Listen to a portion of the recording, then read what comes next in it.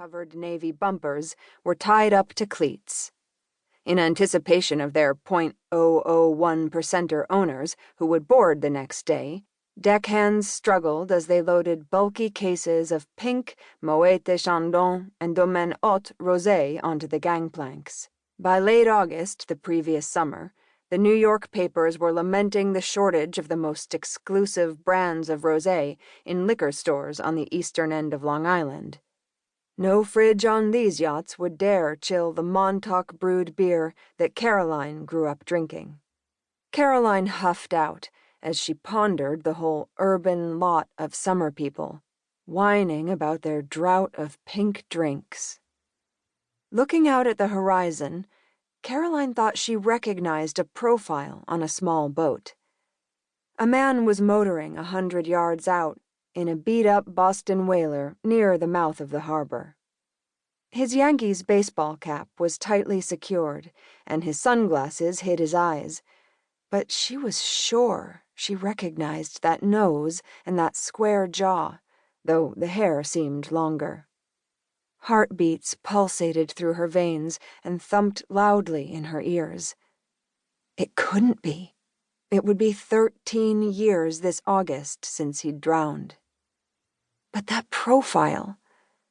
Caroline recognized it just as any mother would her own kid's unique build out in right field. Only, before he'd perished in the roiling sea, Joey Whitten had been her lover, not her son. That profile she knew. Her fingers had lingered on his forehead, nose, and lips so many times. Since their first night together in high school, that was their way as she lay beside him. She'd massage his eyebrows with her index finger, then trace his sweet, soft nose, working her way down to his full lips, until he kissed her finger and grabbed it in his mouth, startling her every time. "What the hell is with you? Hello?" Annabelle poked her shoulder. "Nothing is with me." Caroline grabbed another fried clam, dousing it with lemon. "I said hello 2 times, and twice you didn't turn around. Your face is stricken with something weird, like you saw a ghost." Caroline rubbed the back of her neck. A ghost? The man piloting the Boston whaler was a perfect Joey Whitten replica. Even his shoulders slung the same. "Sorry. I thought I saw something. Someone. I just need a moment." Caroline closed her eyes toward the sun, trying to will herself back to reality. She still didn't know what happened to Joey that day in the Currents. No one did. And she couldn't shake the glorious thought of him returning to the living. Annabelle rubbed Caroline's shoulders, and a series of pricey, tricolor gold Sydney Garber rolling bracelets jangled down her arm.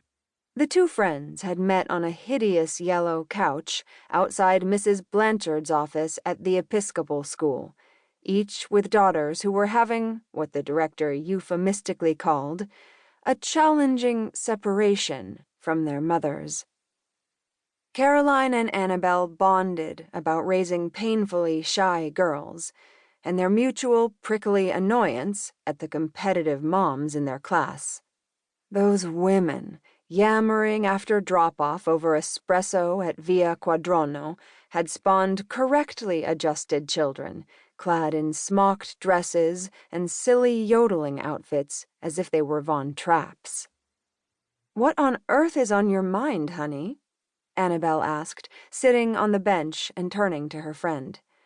"Either tell me or let's take a walk into town to get it out of your head."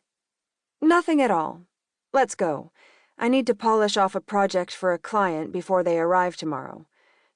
Shells, some poofs, knickknacks," Caroline answered absently.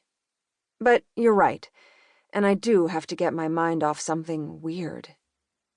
In the far distance, the Boston whaler slipped out of view behind the jetty. Caroline assured herself that it was the heat of the summer sun that had resurrected visions of Joey Whitten. Or perhaps the fried clams had triggered a Proustian food memory that transported Joey...